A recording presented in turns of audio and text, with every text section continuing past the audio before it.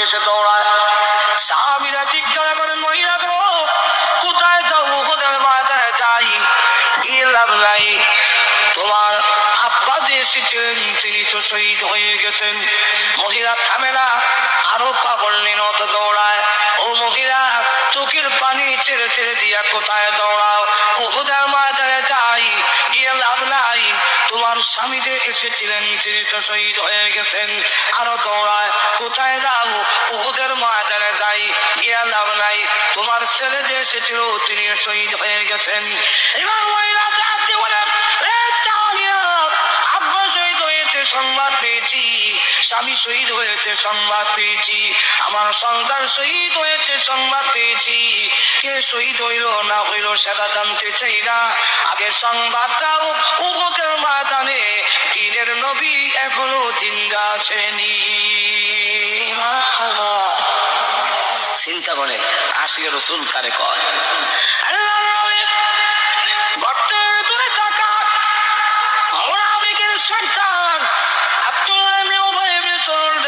মুসলমানেরা আসো আমার সাথে, মক্কার কাফিরদের সাথে আমার বড় সম্পর্ক আছে, চলো তাদের সাথে আমরা আবার এক হয়ে যাই। মুহাম্মদ নাই আর তোমরা ইসলাম দিয়ে কি করবে? সঙ্গে সঙ্গে আল্লাহ রাব্বুল আলামিন আয়াত নাযিল করেছেন উহুদের পাহাড়ের ওই পাথরের আড়ালে, ওয়ামা মুহাম্মাদুন ইল্লা রাসূল قد خلت من قبله الرسل أفإن مات أو قتل انقلبتم على أعقابكم। মুহাম্মদ সাল্লাল্লাহু আলাইহি ওয়াসাল্লাম তো রাসূল মাত্র, এছাড়া আর কিছুই না। আমার নবী দুনিয়াতে আসার আরো আগে বহু নবী এসেছিলেন, কাদ খালাত আর কাদ মাতাত, বহু নবী এসেছিলেন, তারা বিদায় হয়েছেন। যদি এমন হয়ে যায়, আল্লাহ না করুন, আবার ইম্মাতা আও কুতিলান কলাবতুম, আমার নবী যদি তিনি পৃথিবীর থেকে বিদায় হয়ে যান অথবা তিনি নিহত হয়ে যান, এরপরে কি তোমরা আমার ইসলাম ধর্ম ছেড়ে দিবে? সকল ইমানশীল আমার নবীও তো একদিন পৃথিবী থেকে বিদায় হবেন। জুড়ে কোন ঠিক আছে না?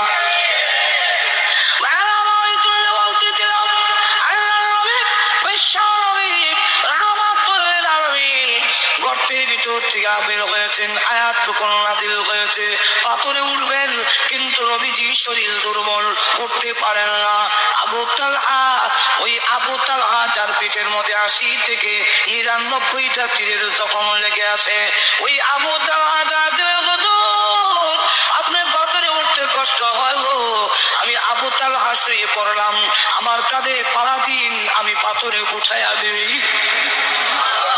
আর চোখে কন্যা আবু তালহা শুয়ে পড়েছে,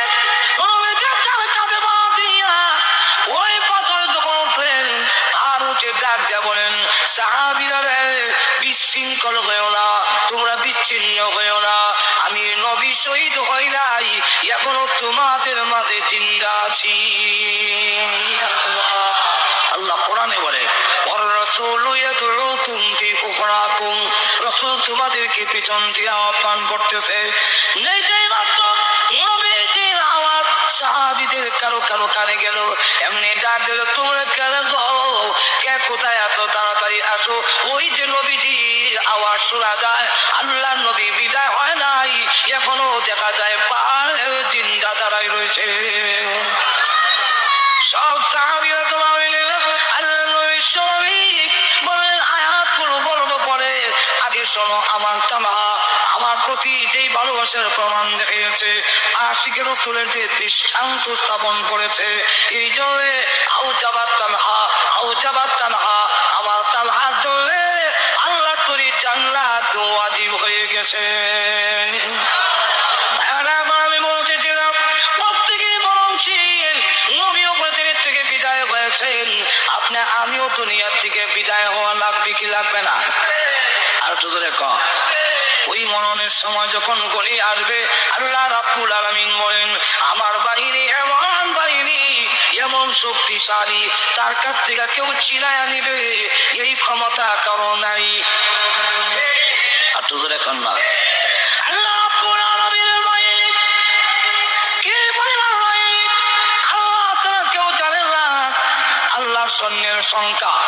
আল্লাহ রসুল বলেন ছোট ফেরেশতা আল্লাহর একবারে ছোট বাহিনী। আমরা তো র্যাব, আর্মি, বিডিআর এইগুলো আছে, পুলিশ আছে, পাত্তা দেয় না, গুরুত্ব দেয় না, শরীরে শক্তি বেশি, কিন্তু ইয়ার পরও পুলিশের চাইতে বিডিআরের পাওয়ার বেশি দেওয়া, বিডিআর চাইতে আর্মির পাওয়ার বেশি দেওয়া, আর্মির চাইতে র্যাবের পাওয়ার বেশি দেওয়া। কিন্তু আল্লাহ রাব্বুল আলামিনের বাহিনী, আল্লাহ নবী বলেন ছোট ফেরেশতাতে তার কানের লতি থেকে কাঠ পর্যন্ত মাঝখানের বাঘটা হবে 700 বছরের রাস্তা। এত করে কোন বড় ফেরেশতা কত বড় হবে, জাহান্নামের ফেরেশতা না, তা কত বড়। বড় ফেরেশতা একজনের নাম হলো মালিক ফেরেশতা। মালিক ফেরেশতা কত বড় হবে, ফেরেশতা জিবহানাত।